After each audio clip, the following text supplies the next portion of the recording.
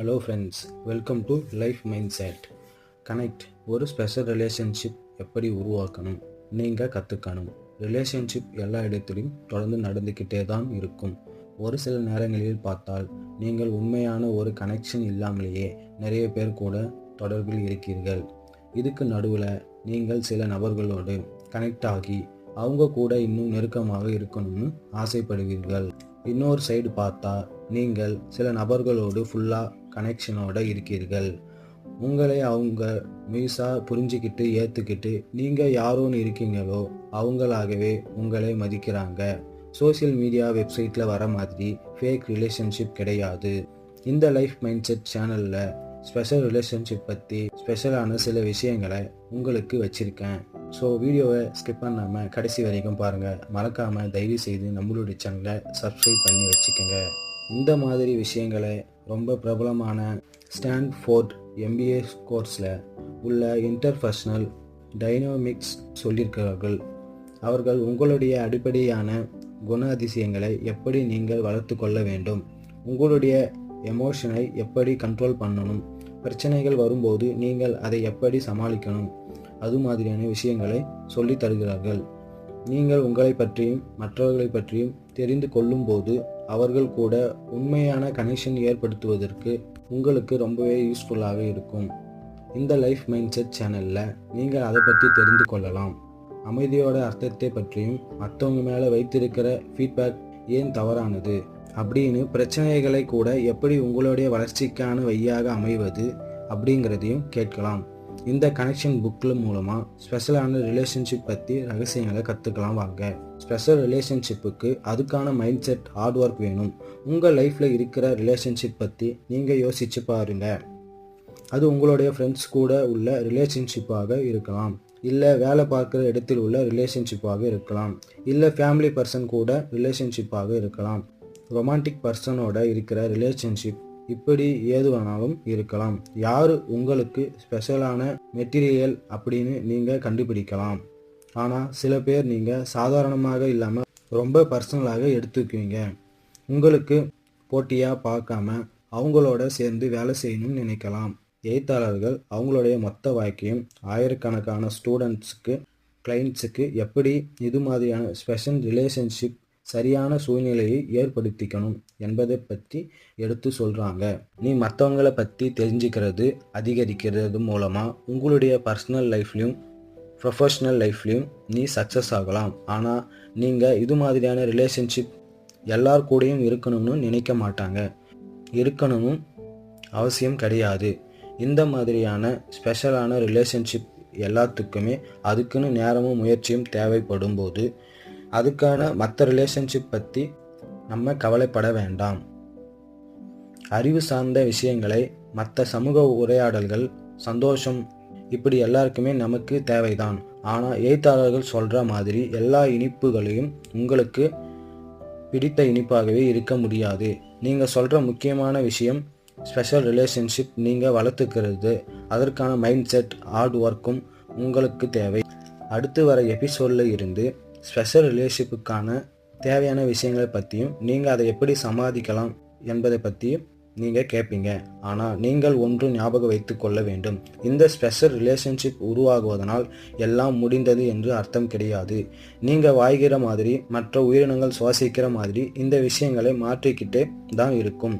நீங்கள் இந்த ரிலேஷன்ஷிப் சரியான விதத்தில் கொண்டு நீங்கள் முக்கியமான விஷயங்களை எப்படி இந்த மைண்ட் செட் உருவாக்கணும் அப்படிங்கிறத கற்றுக்கணும். அதுக்காக நீங்கள் நிறைய பிஹேவியர் வளர்த்துக்கணும். அதில் இருக்கிற முதல் விஷயம், நீங்கள் பெஸ்ட்டாக இருப்பீங்க. நீங்கள் தான் பெஸ்ட் அப்படிங்கிற ஐடியாவை கைவிடணும். இரண்டாவதாக, புது விஷயங்களை தெரிஞ்சுக்கிறது ஆர்வமாக இருங்க.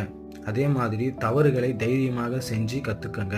மூன்றாவதாக, நீங்கள் செய்கிற தவறுகளை அவமானமாக நினைத்து அந்த விஷயத்தை முயற்சிக்காமல் விடாமல் கற்றுக்கொள்வதற்கான ஒரு வாய்ப்பை எடுத்துக்கொள்ளுங்கள். ஆனால் நீங்கள் ஒரு விஷயத்தை ஞாபகம் வைத்து கொள்ள வேண்டும். உங்களுடைய முயற்சியினால் மட்டுமே நீங்கள் நினைக்கிற குறிக்கோளை எல்லா நேரத்திலும் உங்களால் அடைய முடியாது. சில விஷயங்களை நீங்கள் நினைக்கிறதை விட அதிக நேரமும் எடுத்துக்கலாம். முக்கியமாக உங்களுக்கு எதிராக இருக்கிற அந்த நபர் அதற்கு தயாராக நிலையில் இல்லை. அவர்களுக்கு அந்த விஷயம் தேவையில்லை. இல்லை நீங்கள் நினைக்கிற மாதிரி இல்லை அப்படின்னா அதை நீங்கள் நினைக்கிறத விட அதிக நேரம் எடுத்துக்கலாம். அதே மாதிரி அந்த ரிலேஷன்ஷிப் வளர்ச்சி அடையாது.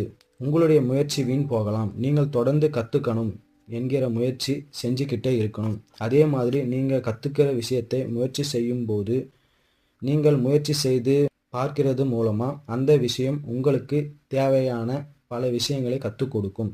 முழு படமும் அடையிறதுக்கு ரொம்பவே உதவியாக இருக்கும். ஆனால் நீங்கள் இந்த விஷயங்களை ஆரம்பிக்கிறதுக்கு முன்னாடி நீங்கள் ஸ்பெஷல் கனெக்ஷன் உருவாக்கணும். அப்படி நினைக்கிற நாளிலிருந்து 5 ரிலேஷன்ஷிப் முடிவு செய்யுங்கள். அதுக்கு அப்புறம் ஒரு எபிசோடில் வர விஷயங்களை வச்சு நீங்கள் அந்த ரிலேஷன்ஷிப் எப்படி தொடர்பு படுத்துறீர்கள் என்று உங்களுக்கு நீங்களே கேட்டுக்கொள்ளுங்கள்.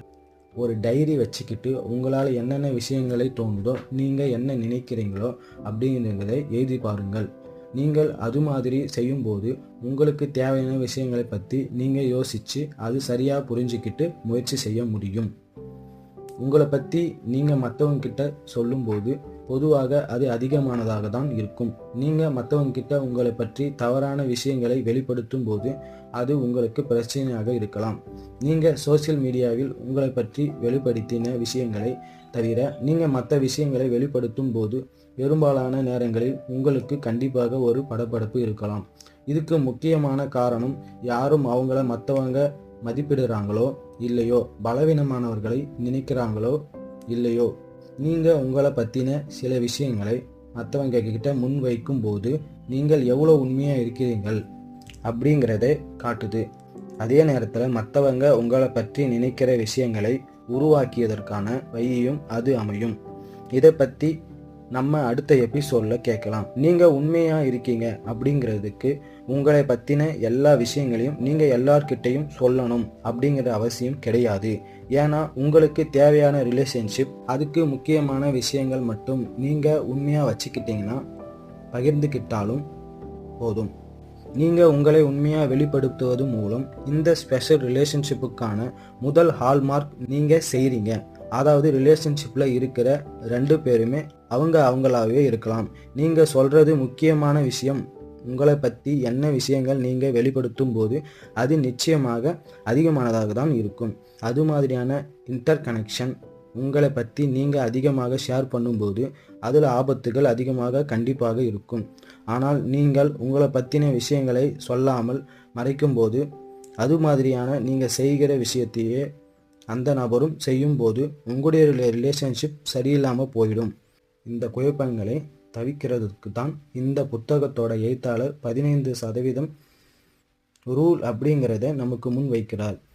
நீங்கள் இதில் 3 முக்கியமான கட்டம் இருக்கிறது. கற்பனை செய்து கொள்ளுங்கள். அதில் நடுவில் இருக்கிறது ஜோன் ஆஃப் கம்ஃபர்ட். அதில் நீங்கள் இந்த நிலையில் நீங்கள் உங்களை பற்றின விஷயங்களை சொல்வதற்கு நீங்கள் முழுமையாக தயக்கம் இல்லாமல் இருப்பீங்க. இதுக்கு அடுத்த நிலையில் ஏதாவது ஜோன் ஆஃப் லேர்னிங். இந்த நிலையில் நீங்கள் மற்றவங்களை இந்த விஷயத்தில் எப்படி எடுத்துக்கிட்டு வராங்கன்னு நீங்கள் தெரியாமல் இருப்பீங்க. கடைசியாக இருக்கிற ஜோன் தான் ஜோன் ஆஃப் டேஞ்சர். சில விஷயங்களை நீங்கள் நிச்சயமாக செய்ய மாட்டீங்க. அப்படி செஞ்சால் அது கண்டிப்பாக எதிர்மறையான விளைவுகளை தான் உருவாக்கும் என்று தெரிகிற விஷயங்களை இந்த நிலையில் நீங்கள் வைக்கலாம். நீங்கள் டேஞ்சர் ஜோனுக்கு போகாமல் இருக்கிறதுக்கு இந்த 15% ரூலில் நீங்கள் ஞாபகத்தில் வச்சுக்கோங்க. கொஞ்சம் கொஞ்சமாக உங்களுடைய கம்ஃபர்ட் ஜோனில் இருந்து லேர்னிங் ஜோனுக்கு நீங்கள் விரிவுபடுத்தலாம். நீங்கள் அதில் வெற்றி அடையும் போது அடுத்த ஒரு 15% அதிகப்படுத்தலாம். நீங்கள் அப்படி செய்யும் போது நீங்கள் ஏதோ ரிஸ்கான விஷயத்தில் சொல்ல வரீங்க அப்படின்னா உங்களுடைய நண்பருக்கு புரிய வைங்க.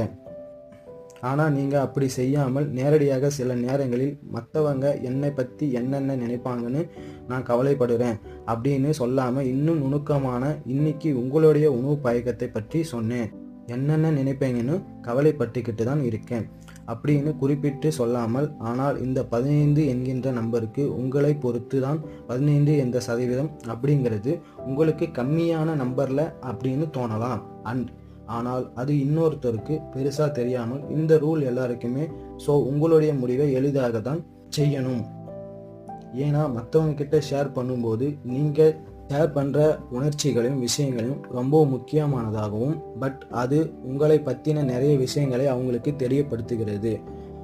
ஸோ நீங்கள் சொல்கிற விஷயம் மூலமாக அது என்னென்னவாக அவர்களுக்கு தெரிய வரும்.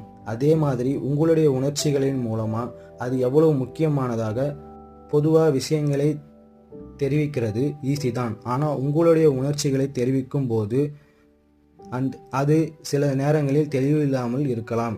அதனால் உங்களுடைய உணர்ச்சிகளை தெரிவிக்கும் போது நீங்கள் எந்த மாதிரியான வார்த்தைகளை பயன்படுத்துகிறீர்கள் என்பதில் கவனமாக இருங்கள். சில நேரங்களில் நான் இப்படி தான் நினைக்கிறேன் என்று சொல்வது பயனுள்ளதாக இருக்கலாம், இல்லை ஆபத்தானதாகவும் இருக்கலாம். நீங்கள் இப்படி சொன்னால் எனக்கு அப்செட் ஆகிடும் அப்படின்னு சொல்கிறது வேற. நீங்கள் இந்த கன்வர்சேஷனில் டாமினேட் பண்ணுறீங்க நான் நினைக்கிறேன் அப்படின்னு சொல்கிறது வேற. டாமினேட் பண்ணுறவங்கள சொல்லும்போது நாம் அவங்கள குறை சொல்கிற மாதிரி தெரியும். இது இரண்டுத்துக்குமான டிஃப்ரென்ஸ் ரொம்ப கம்மியானது மாதிரி இருந்தாலும் அதனுடைய முக்கியத்துவம் அதிகமானது. ஸோ கனெக்ஷன் ரிலேஷன்ஷிப்பை பற்றி இந்த வீடியோவில் முழுசாக நாம் தெரிஞ்சுக்கிட்டோம். ஸோ மறக்காமல் நம்மளுடைய சேனலை தயவுசெய்து சப்ஸ்கிரைப் பண்ணி வச்சுக்கோங்க.